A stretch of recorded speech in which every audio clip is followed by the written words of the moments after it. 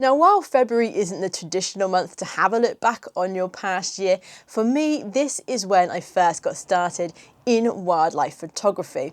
And I thought to celebrate, well, one, I've made myself a photo book of my best photos from 2024. But also, I thought it would be a good time to have a look back and see what I have learned in my first year of wildlife photography.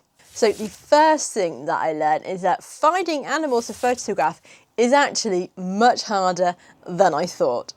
Now, I think when I started, I was incredibly naive for this. My first experience of proper wildlife photography was on a wildlife photography trip in the Scottish Cairngorms. They are absolutely teeming with wildlife, and seemingly on that trip, we got really lucky and were able to see pretty much everything that we wanted. And in my head, that was like, oh, this must be all like this. However, it's not. It's really hard to find and photograph animals. So I have learnt that actually stumbling around the wilderness isn't necessarily the best tactic to try and find animals to photograph. And actually, I need to do a lot of research beforehand to find when they're out, where they're likely to be, and all of that, so I can set myself up for success. And I've done that through a variety of ways. One is meeting up with other photographers. So if you have seen my other videos, you will see I recently did a video with Wildlife Photographer UK, which was really great to get some insight from someone who's been doing this an awful lot longer than me. And also he suggested this book here at the bottom, Nature Watch by Simon King. And I've got that now, and I have been reading through it and have been absorbing all the information that I can to try and set myself up for success this year when I go out and photograph on my own. There are also sort of apps that you can get as well. So for me, I have just got the eBirder so far, and that is actually really good. So you can go on and sort of try and pinpoint certain animals and see where they have been spotted in and around the area that you're sort of looking at heading to, and then try and go and find them yourself. Another thing that I have learned is about sort of my equipment, and it doesn't just mean cameras, it's sort of the whole equipment genre, shall we say. So for me, I live in Wales, it's very cold and wet and rainy a lot of the time. So making sure I have enough layers so I don't get cold and have to go home early, and waterproof gear is an absolute must for me, and also neutral coloured clothing. Now, I know in my earlier videos when I was in the Cairngorms I had my bright yellow coat, and that did get some comments. Now, since then I did get my camouflage coat, and I do try and blend in a bit more. Now, it's not to say that I didn't know that beforehand, it's just at the time it was a very last minute thing that I realised I didn't actually have a neutral coat. However, for that trip it didn't seem to matter too much. Alongside the clothing is making sure you're actually comfy when you're out and about. So for me, I think my best buy of 2024 was actually the Highlander seat pad, and I'll leave a link in the description for that because it is absolutely brilliant and I really do use it quite a lot now. It's nice and lightweight, and so it's easy to carry and easy to set up, and it really does make sitting out in the fields or in the garden or wherever you might be so much more comfortable. Another thing which I think has been important for me to learn is stabilisation, and what I mean by that is actually bothering myself to take a tripod along with me where it is feasible, because that's going to help so much. So the Sony 200-600 lens is an absolute beast and weighs a ton. So for me, with my little noodle arms, having a tripod with a sort of gimbal head, I've got that K&F one because it takes the weight off my arms, and it also means I get nice stable footage when I am filming, and it's not all wobbly, and I'm not having to just rely on filming in a higher frame rate and being able to slow it down in my editing suite later. And I think for me, the latter part of this year, after I got that gimbal head, really has made a difference to my videos. Now, the third thing I learned is a nice quick one, and that is patience is key. And I thought I had a lot of patience, but it turns out I really don't.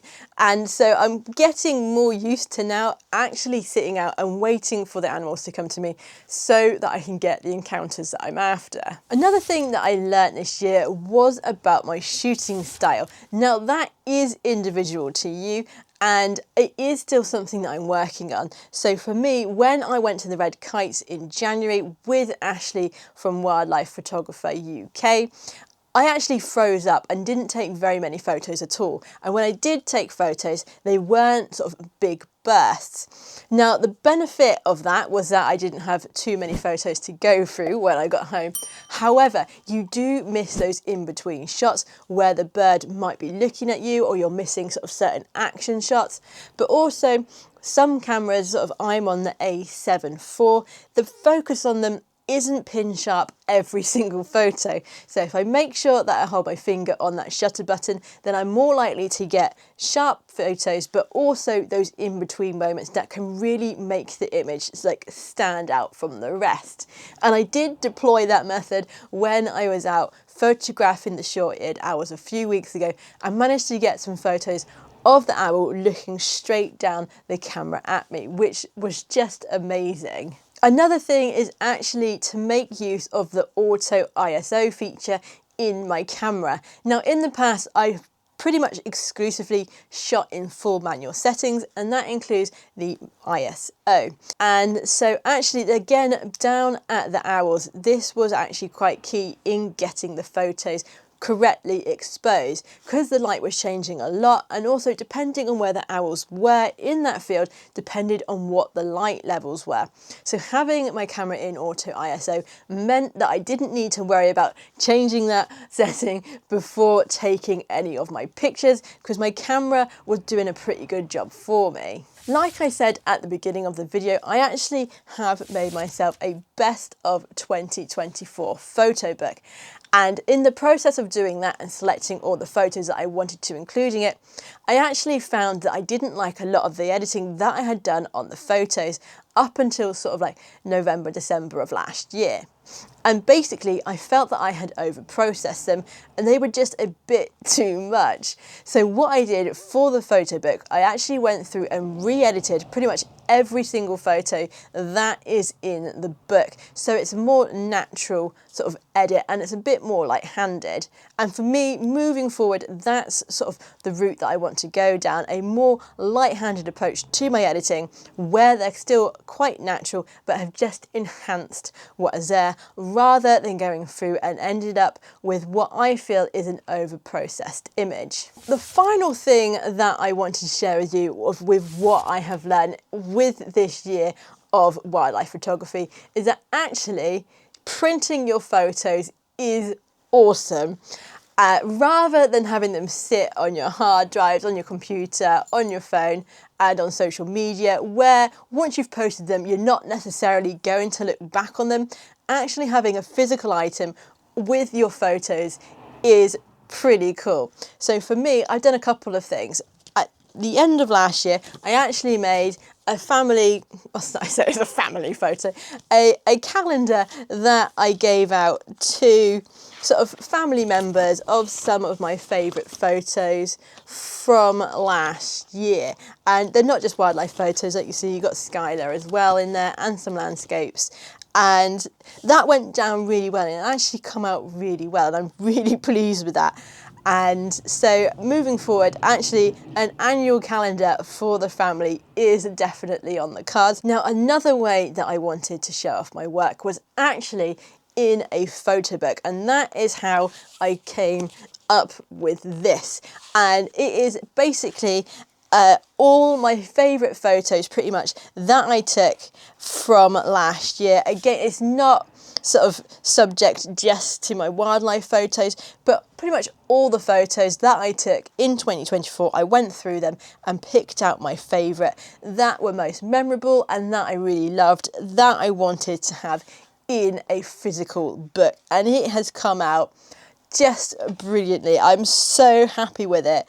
and just being able to flick through it and not have to like load up the computer and go onto the relevant hard drives or scroll through social media, because not all of these photos have actually been posted online. And yeah, it's just great to have something like this. And again, this is going to be a new tradition for me moving forward, as a way to see what I have done in the previous year, what I have been to see and photograph and experience, but also as a way of looking back and seeing how my photography evolves. Because I'm sure the next photo book, the one from this year, is going to be completely different again to what this one is, and it's going to be a nice way to look back on my memories and see how far that I have come with my photography. So that is going to be it for this video. I hope you enjoyed watching and you have learned something from some of the things that I have learned and shared in this video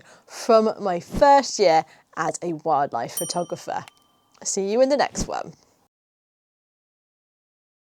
Hello, hello, how are you doing? Hello, Beanie Bear. What are you doing? I've got dog hair everywhere. Thank you, Skylar. It's in my mouth. In my mouth!